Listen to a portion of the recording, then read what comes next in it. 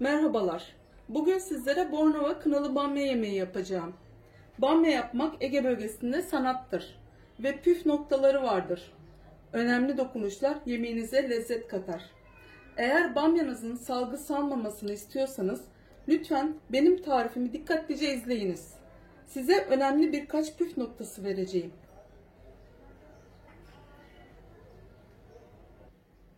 Bamya yemeği için gerekli olan malzemeler: yarım kilo bamya, 1 adet kuru soğan, 1,5 adet limon, 3-4 yemek kaşığı domates sosu.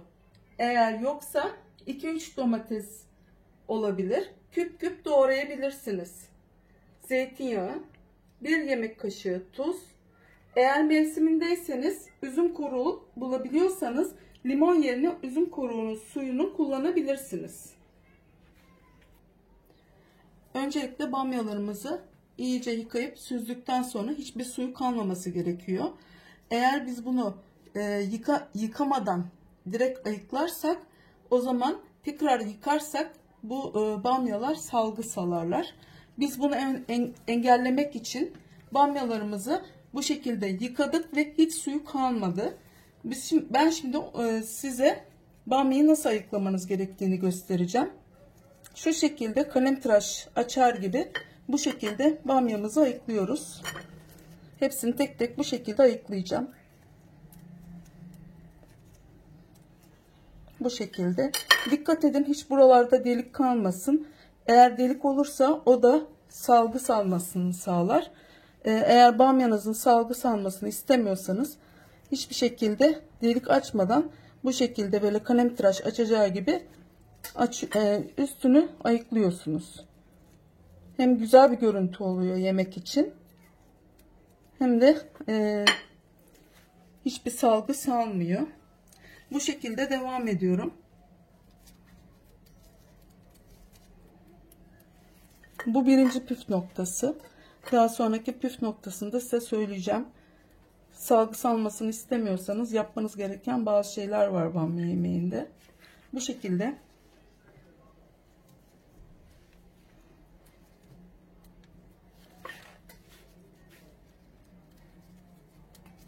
mutlaka önceden yıkamış olmak da çok önemli.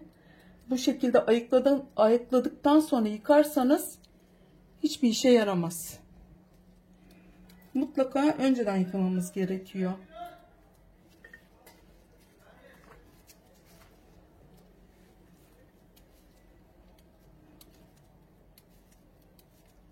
Bu şekilde ayıklıyorum hepsini. Bu Bornova bamyası bizim Ege bölgesinin Bornova bamyası diye geçiyor. Kınalı bir bamya. İsterseniz siz yeşil bamyayla da yapabilirsiniz. Aynı şey. Sadece bunun rengi birazcık daha kırmızı ve yemeğe de kırmızılık katıyor. Daha az salça kullanabilirsiniz. Ama diğerinde öyle bir durum olmuyor.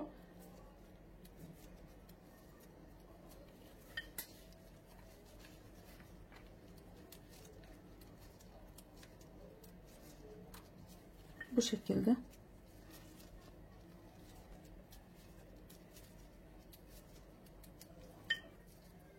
Bu iş sabırla yapılacak bir iş. Öyle hemen olacak bir şey değil. Ama eğer bamya yemeğini seviyorsanız gülünü seven dikenine katlanır derler. Gerçekten de öyle. Ben bamya yemeğini gerçekten çok seviyorum. Ve benim oğlum da çok seviyor. Eşim de çok seviyor. O yüzden yani mutlaka denemenizi tavsiye ederim. Hem çok faydalı. Özellikle şu anda bilimsel olarak bamya tohumları diz eklemleri için kullanılıyor. O yüzden yemeğini yemek de ayrı bir fayda sağlayacaktır. Hem vitamin açısından hem de bazı vitaminlerini barındırdığı için kullanabilirsiniz rahatlıkla. Bu şekilde devam ediyorum.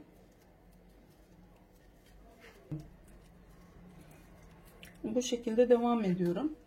Ben özellikle hani ilk defa mutfağa girecek olan kişiler olabilir. O yüzden gösteriyorum. Hani bilen kişiler de olabilir. Ama hiç bilmeyen genç, yeni evlenecekler veya ilk defa mutfağa girecek gençler için bu şekilde öğretmem de çok iyi bir şey olacak gelecekleri için onların.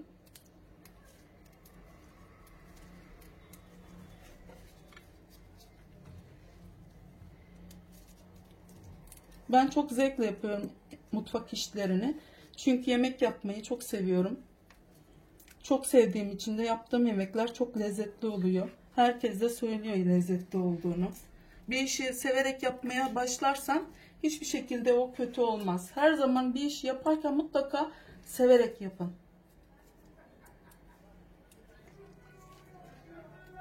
Bamyalarımı ayıklamaya devam ediyorum. İnanın ki yani bu bamyayı yaptıktan sonra hep yapmak isteyeceksiniz.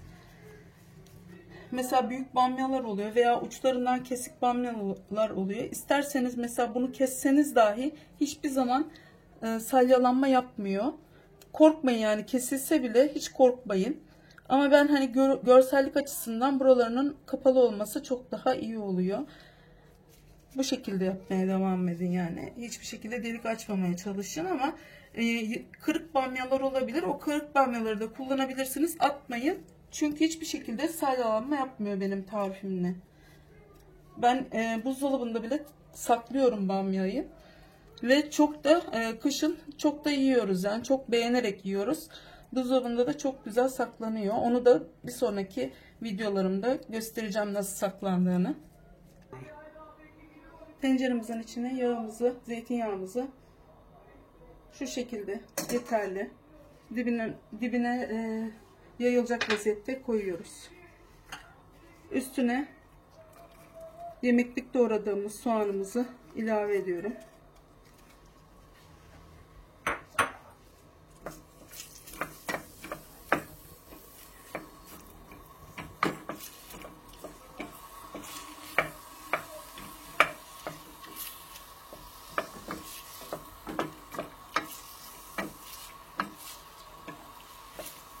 Bir kaşık tuzumuz vardı.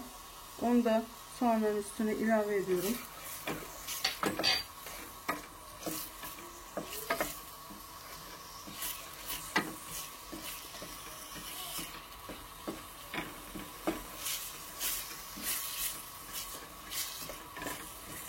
Hafif pembeleşince soğanlarımız,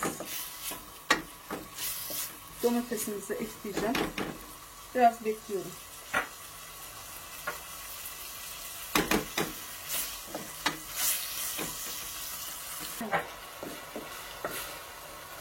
Soğanlarımız yavaş yavaş kavrulmaya başladı. Çok fazla sarartmadan içine sosumu ilave ediyorum. Burada 3-4 kaşık kadar, yemek kaşığı kadar domates sosum var. Eğer mevsimindeyseniz, daha domatesler fazla kızarmadığı için bunu kullandım. Domatesi küp küp doğrayıp içine ekleyebilirsiniz. Şimdi ikinci püf noktam geliyor. İkinci püf noktamda bamyaları içine koymadan direkt limonun suyunu, burada 1,5 limonun suyu var. 1,5 limon suyunu içine eklemek. Bu da bamyanın salgı salmamasına sebep oluyor. Bu ikinci püf noktam. Bir tane daha püf noktam var. Onu da biraz sonra söyleyeceğim. Şimdi birazcık kaynamasını bekleyeceğim hepsinin.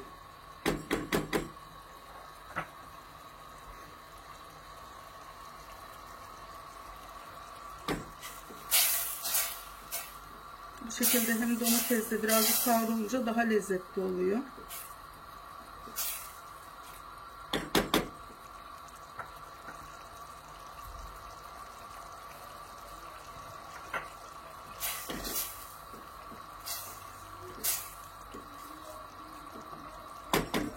Hazırlamış olduğumuz bamyaları içine ilave ediyorum.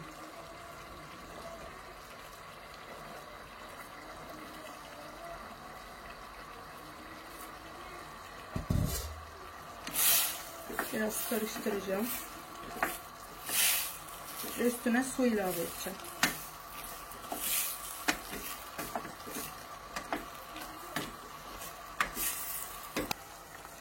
Bamyaların üstüne su geçecek kadar suyunu ilave ediyorum ve kısık ateşe alıp pişmesini bekliyorum. Üçüncü püf noktamda bamya yemeği çok fazla karıştırılmamalı. Eğer karıştırılırsa tekrardan bu salgıyı verebilir ve sevmediğimiz bir lezzet ortaya çıkar. O yüzden çok sık karıştırmıyoruz. Yeterince, yani bir ya da iki kere yemek pişerken kısık ateşte pişiriyoruz. Yemeğimiz pişmeye devam ediyor. Gördüğünüz gibi çok güzel oluyor. Biraz sonra bir 45 dakika içinde pişmiş oluyor toplam. Yemeğimiz pişti. Yemeğimizin piştiğini bir de şu şekilde anlayabiliriz. Hiçbir tane bamya üstte değil. Biraz önce koyduğumuzda üstteydi. Şimdi alta doğru çöktüğü için yemeğimiz pişmiş oluyor. Bu şekilde de piştiğini anlayabilirsiniz. Yemeğimiz pişti. Afiyet olsun. Birlikten kuvvet doğar. Bunu unutmayın. 3. Kanalımızı takip etmeyi unutmayınız. Teşekkür ederiz. Banmaya bayılırım. Mis gibi koktu.